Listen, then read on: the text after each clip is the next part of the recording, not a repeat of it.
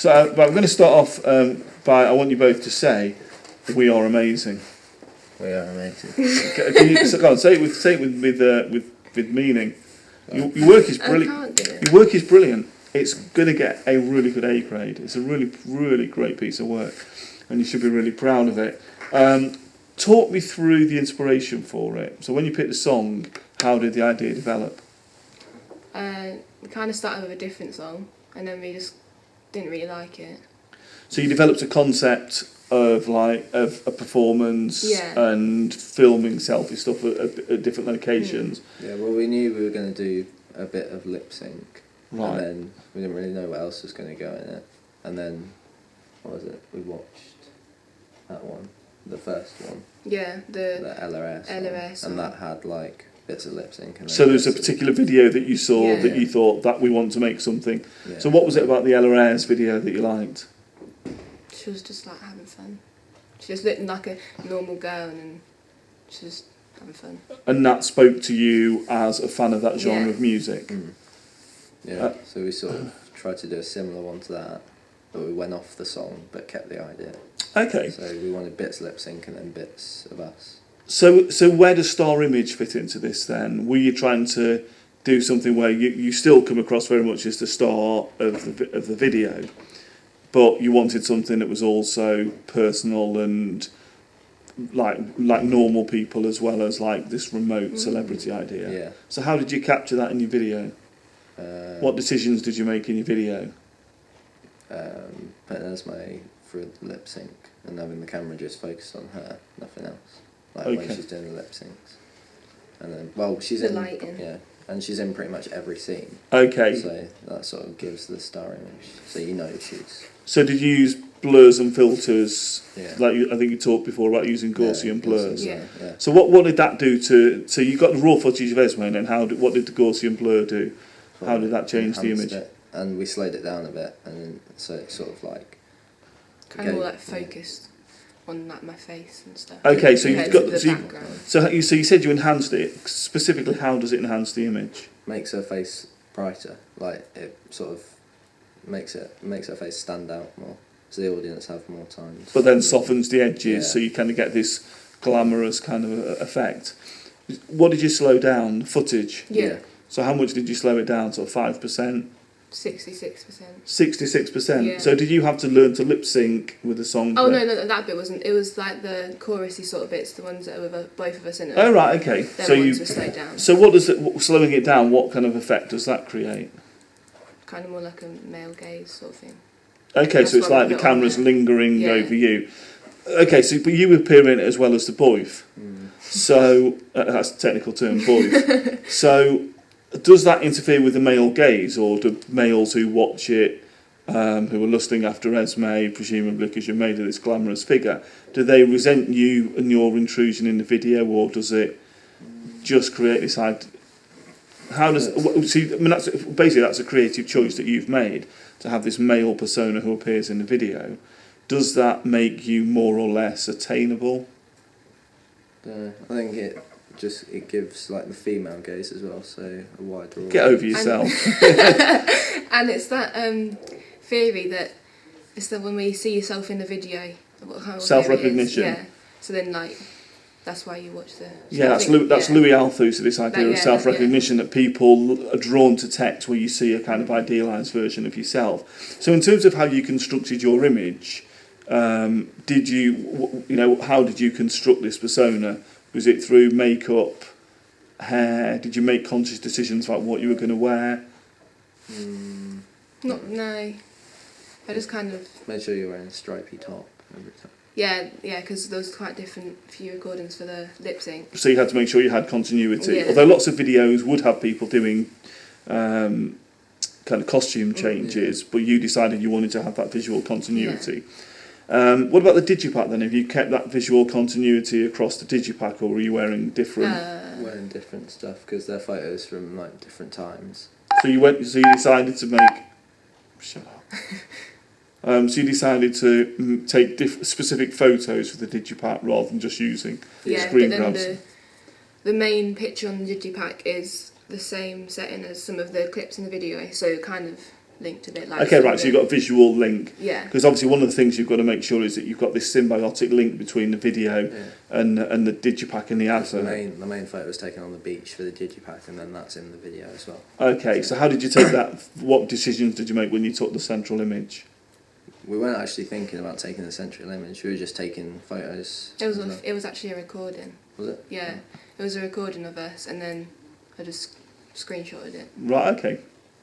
So it was that part that we wanted. If we move, we'll come back to the video. But if we move on to the digipack, because you've raised it, so you've come up with this sort of motif of using Polaroid photos. So again, what was the creative thinking behind that? What message were you trying to convey? So like that's what happens in a relationship. People just take photos, and if it's Polaroid, it makes it more romantic, maybe. Okay, why is that? Why is taking a Polaroid more romantic? So you touching on themes like romance and again, I think the Polaroids makes it more personal and this idea of self-recognition. Like stuff, if you just have it on your phone and stuff, it can get wiped. Yeah. Okay, but there is something permanent about. And it prints out straight away, so it's kind of like whereas if you take them on your phone, you can take loads of different versions of it, but on your Polaroid it's just one picture. So then it's like. So it's almost like a retro thing, isn't it? It's moving back towards the idea of a printed out image, and that seems somehow more romantic. We could probably talk for quite a long time about sort of the specific idea of taking a Polaroid and having this memento. Is this a song about breakup? How do you view this song thematically? Is this just a positive, upbeat, I'm in love song, or is it a breakup song? I think it's more of like a. I don't think it's a breakup song. I don't think.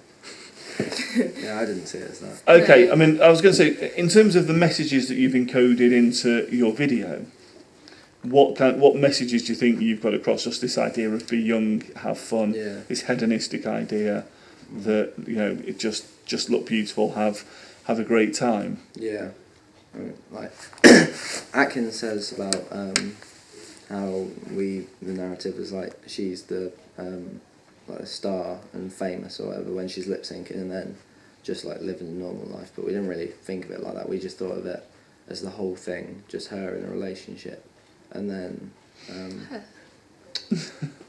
and like sort of seeing it through my eyes. Okay, so it is very much the male gaze approach to making the video. One of the things I've noted about it is you've used a blue filter a lot. Again, talk me through that, because my interpretation, it kind of differs when I watch it on different occasions, but I think the raw moments where I think, is this somebody reflecting on a relationship that's gone but they still feel upbeat about it? Because you've used this blue filter, or did you just use it because it looked cool? Well, we used it just so it wasn't like plain, just normal life. It didn't look. Because you didn't want to use raw footage. Yeah, it didn't look right with just because it was quite a bright light on me, so okay, we didn't really like it. Okay, so it's just too authentic, so therefore you decided. We're just trying different things out. We like right, and it's just aesthetically we'll go for one that works with the song. Yeah. But that message that you said is actually quite a good encoded message in that. I can see that now that you've said it. How like the whole thing is like looking back at a past relationship. Because what I like is the contrast between the sort of very post-produced footage of you in the studio, which is very glossy and very slick, and then you've got this lovely raw footage of the two of you in this very kind of nice personal moment together, sort of filming it. You've got these really cool off-kilter shots, so you like the horizons at an angle, and I think that really works. So with the images that you took for the digipack, did you go for posed photos and then make them look polarised, or did you... Yeah. We took photos that we had on our phones from whenever, like ages ago. Oh, right, okay. And then put the Polaroid filter on. And what kind of feedback have you had to the digipack? It's been good feedback. Yeah, it's been good. People said they liked it. Any specifics about it, or was it just an overall, this looks like... Because for me, it looks like I can imagine walking into a store, and that has to be the golden rule, doesn't it? You walk into a store, you pick up the digipack, and it's... Yes, I can imagine...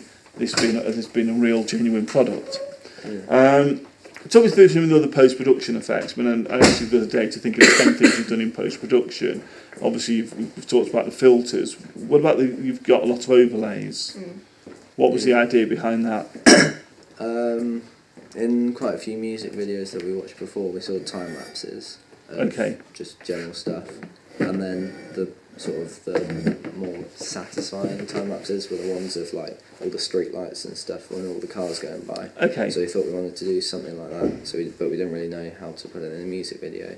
So then when we got me driving and got all the like coloured lights, we thought we'd put it behind that just to add a bit more to it, so it wasn't just Esme. So how have you done that? Have you projected it over Esme and then No, recorded we, it, or did you actually do we- it? Like overlaid in it post- on top, yeah, in and post used- protection. put the opacity down so we could see both. You did experiment with doing it the other way, though, didn't you?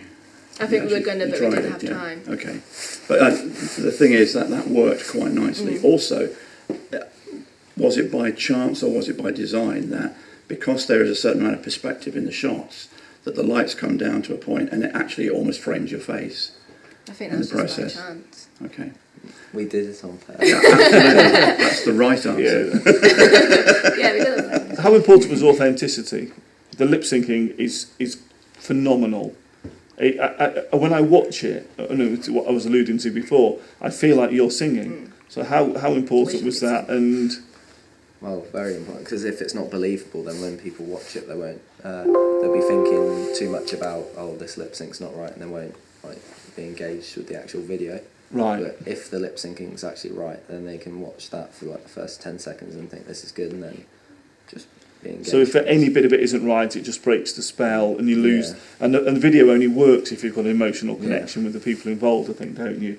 So I think you've judged that one really well. So were you just a natural lip syncer, or was that the result of lots and Didn't lots even of... know I could do it until the preliminary test last year, and then we just kind of went from there.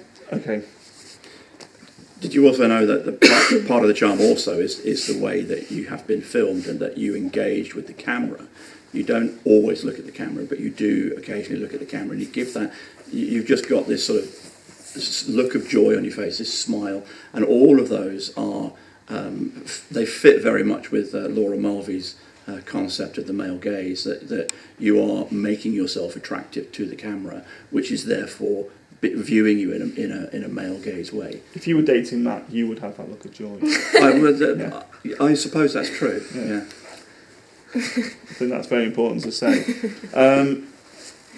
What kind of audience reaction have you had to the video? I haven't been around when you've showed people, so I don't know. Well, a lot of people have been like, "Oh, that's cute," and like, Which is what you're trying to do, Yeah. isn't it? I mean, that you know, if people you're have- trying to make a I cute was a bit video, scared that that's people think it would be cringy, but no one said that it's like too over the top or anything. So I think cute is a really good word because it's right between overtly sensual and attractive in that way, and cheesy. Because it's got a sense of innocence and youthful innocence and this sort of young love approach to it, and I think that's exactly what it is. It walks a very fine line, and that's a clever thing to be able to do. You know, it's not overtly sensual, and neither is it overtly cheesy or soppy. It strikes a balance, and it strikes it very, very well. yeah, I was going to say that's a really fine line to, you know, if you'd said to me, we're going to make a video and a lot of it's going to be kind of selfie footage of us on a beach, I'd be like thinking, okay, this might be personal for you, but an audience is going to struggle to relate to it. And I think that is one of the real successes of the video, that it is really relatable, which is really good. You use the smoke machine. Was that just an aesthetic, another visual element you can drop into your video? yeah, we did originally record like the lip syncs with the smoke on it, but it didn't look right. Like, it made the image look really like faded and stuff, so we just put it on top and it looked a bit better like that. So how important was it to get the aesthetic right? Because you've referred to that lots of times. You filmed stuff, and whether it was by accident or by design, you just knew that something looked right for your video. Yeah.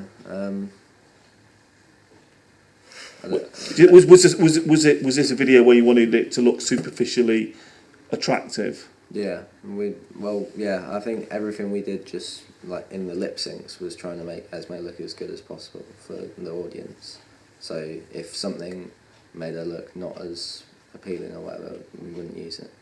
So how did you make those decisions? Who made those decisions, and how I think did you it was make them? mutual, really. So if because we both know if So something. Esme needed to be comfortable with the way she was being represented, and you were, to a certain extent, choosing the clips to present to her to say, this one I think is good, because outside influence is one thing, but then the artists themselves need to be part of managing their image. Yeah. I think it And helped it's having really you, important that you articulate it that way. you were able to, like, most shots of me I didn't like, but he was like, they're like, yeah, that's fine, like, that's good. Could you imagine being a real pop star and you've got strange guys with a camera saying, we want you to look this way, and, you know, pull you... I mean, it must be really difficult. What about the division of tasks then? Who did what? That was not a leading question. Because actually I've watched very, very carefully, and we kind of joke and say that Esme does all the work, but actually I think you offer really insightful... Well, at the start, because I didn't know how to edit, because I just joined, so Esme did the majority of the editing, but I did, I think, all the filming. Yeah. I did all Obviously, the except for the filming. ones for you. Yeah, and then towards the end, like in these final stages with the Gaussian blur and stuff like that, I've done like the equal amount. So we just and for all the sort of the lip syncs and anything, I've been making sure they're in time, because I don't know why. I can't see then they're out of time, but you can see. That- Yeah, I I think that think was quite you judge interesting. that. I think you judge that really carefully. So, joking aside, I think when you step in, I think you've stepped in and judged it really well, because you've had a really strong aesthetic. Maybe because you're used to looking at Esme, but you've been really sharp at saying we need to do this. Yeah. We need, you know, and you, as you say, you might not necessarily know technically or practically how to make it happen,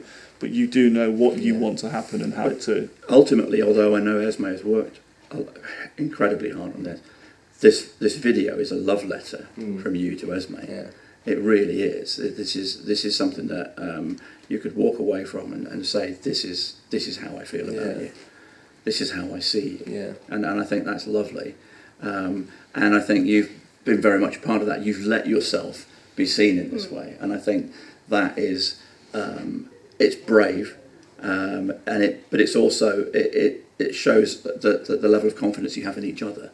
That's really nice. You've both been creative, but just in different ways. You're the more I technical took one. over the editing from the beginning, just because that's the side that I prefer more. Like, I don't really like recording, I don't really like being the star, but so I kind of took over the editing, and then you just kind of learn from there what to do. So how did you reversion the CD design into the advert? Well, we took the same idea, but we just because obviously on the CD it's a lot smaller. We just took the same idea, but got more of the actual photos in. Yeah, Right. Because on the CD it's one main picture. Do you think it works better with more space? Because actually trying to cram a message and fulfil all a CD's got to do into 120 by 120 millimetres is actually quite a challenge, isn't it? Yeah. So did you a bigger canvas? Did that get a sort of Polaroid selfie theme? Yeah, because we could see all the photos in the poster, so you sort of get an idea of the relationship over time. Whereas on the CD, you just get it in one moment because you can't really see the other. So how have you got across that, which is imposing a narrative on a still image, which is quite a difficult thing to do. So is that just different stages of the relationship because of different clothing, or? Yeah, I guess, and you can sort of, like, we look different, and so you can tell that they're not all from present day. So did you intentionally choose images of you together when you were young? I mean, I know for us, it's not a huge amount of time. Yeah. We but took I them guess, from like different. From like the beginning. Yeah. Right, to, okay. like, recent. We didn't just all take them. And did you from one. foreground the newer ones? Well, we foregrounded the newest one. Okay. And then I think the others we didn't like choose them in or we didn't arrange them in time order. We just arranged them how they looked together. How they fit aesthetically. Yeah. Well, what about the use of the sort of Polaroid effect? What was the reason for that? We actually covered that. Oh, sorry. No. But Was I not paying attention? no, it was before you came in. Oh, all right. Okay. Because did we mention hipsters then? Because I'm just thinking that to a certain extent that Polaroid effect does that have an appeal to the hipster generation? Yeah, I guess I didn't think of it like that, but yeah. I guess if if they looked at the CD cover first and then watched the video, they might be more interested. I think I'm probably done. You actually were very good. That was so. What I anticipate you do there is basically write that up as you know, you can stick it on your blog as an audio file, but also I'd be tempted just to bullet point and summarise the main things that you've taught through. If you wrote that up as an answer in the exam, so you know the progression of work, how you've used the concept of audience, particularly post production. There's some really smart answers there. Which Plus,